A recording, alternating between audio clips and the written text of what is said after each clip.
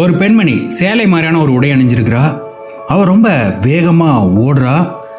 மழை பெஞ்சிக்கிட்டு இருக்கு.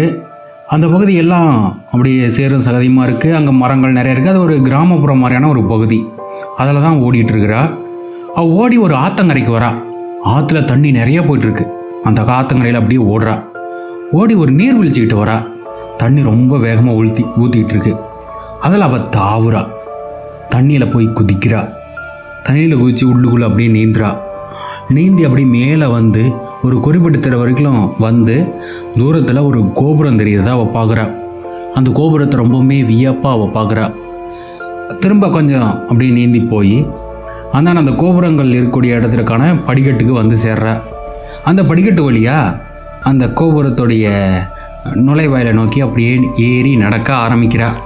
கோபுரத்தின் வாயில் வழியாக நுழைஞ்சு அவள் அந்த பக்கமாக வெளியே வரா. வெளியில் வந்த உடனே அந்த பக்கம் ஒரு நீண்ட ஒரு சுவர் இருக்குது. அதுக்கு முடிவு எங்கே இருக்குது அப்படின்னே தெரியல. அந்த அளவுக்கு நீளமாக இருக்குது. அப்படியே அந்த சுவர் ஓரமாக அவள் நடக்கிறா.